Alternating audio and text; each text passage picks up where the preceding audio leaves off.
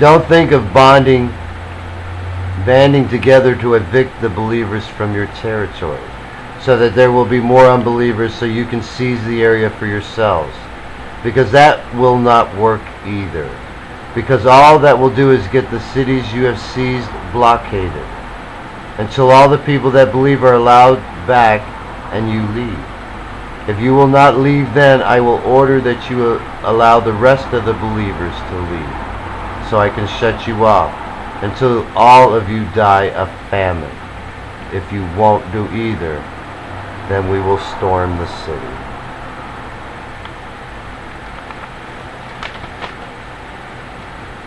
If you are in an area that unbelievers are putting up a resistance, you are not to engage them until we arrive with our forces. Unbelievers, I am holding you responsible for any loss caused to God's people. If I were you, I would make sure that the children of God do not suffer in any way. If I hear news that some of our people are being oppressed, I will have no choice but to destroy you. Any cities that are under serious threat of attack from our enemies are to be fortified, and we will pick the best men we have to destroy anyone that tries. I am surrounded, and everyone has gathered together to come against me and God's holy city. They have already started their assault, but I am not afraid. I will still cross over because God is on my side, and He has already promised me that they will all be delivered into my hands. Let the battle begin. All of us are to cross over and battle against God's enemies. With all of us assembled as one, His enemies will not offer any resistance. The temple of false religions is being burnt down, and with everyone in it who refuses to be a true believer, in the lake of fire it will burn forever. If you are crossing an area, you are to try and bypass any hostile cities, if possible. But if you can't avoid it because the highway goes through the middle of it, then you are to proceed with caution. If the people of that city refuse to let you pass through, I will send my forces, and we will kill every man alive, so they will never again stop a single soul from crossing to the promised land. They will become like Babylon, who also refused to allow us to pass through and tried to block our way.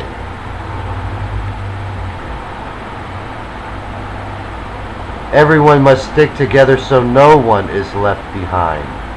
We can do this if we work together as one. And when you are climbing Mount Zion with joy and gladness in your heart for escaping the flames of hell, you will only have God to thank for your safe and sound journey to His kingdom, which is the glory He wants from every single person. You will have nothing to fear if everyone at the same time will stop what they are doing and will rally together with me on our march to the promised land. We are going to march to the promised land, and I promise you no one will be able to stop us. And if they do try, they will lose their lives. Either way, we are going to march. It is up to them. It is over their physically dead bodies or just their spiritually dead ones. El Paso, where we pass through from the old to the new world. You have our message. Do not refuse to let us pass through. Do you really think you can write a better message than God can that will cause people to barricade the gates of Babylon so no one will want to leave and not want to go to God's holy city? God has entrusted the deliverance to me as high priest. Do not think you can do it yourself without listening to me, because you are going to do more harm than good, and you will probably lose your life. That is why God hasn't allowed it to happen for 2,000 years, because it takes a certain breed of man for the world to listen to him. And that person is Jesus Christ, the divine Son of God.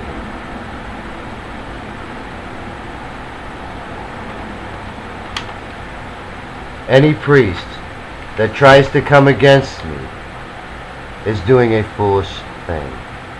It will just show that you do not understand God's word well enough to be a priest, and will be counted among the fallen men.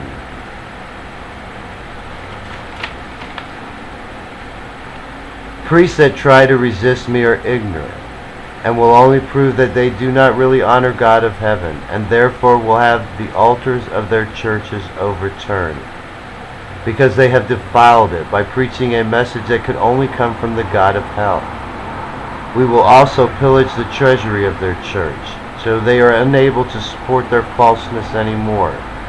You have been forewarned that what will happen to you if I hear you preaching something against the coming of God's kingdom.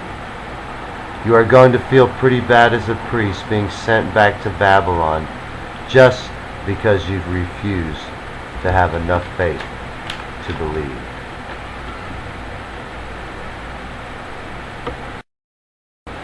If it turns out that the majority of the priests do not believe me, and even come out in force against me, the grief will be unbearable.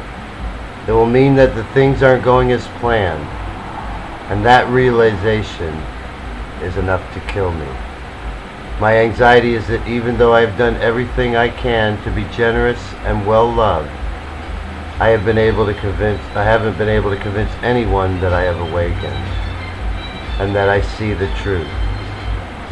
It will mean that everything I have done has been for no reason at all, and the thought of that will cause me such distress that it will engulf me like a flood.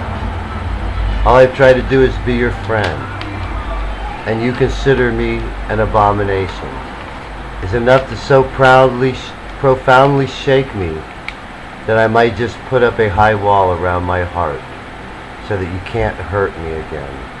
Because when you hurt me, you are also hurting God, because my heart is His sanctuary. He does dwell in me whether you believe me or not. You are supposed to be a priest. You should be amazed at the news of what God is doing. You should not be trying to flee from His presence. It's not like I have treated you wrongly.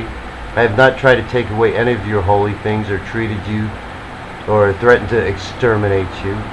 I don't want your money. All I want is for you to accept me and give me a friendly reception. Is that asking too much? Have I been walking in this desert? Haven't I been walking in this desert long enough by myself? When are you going to let me come to you?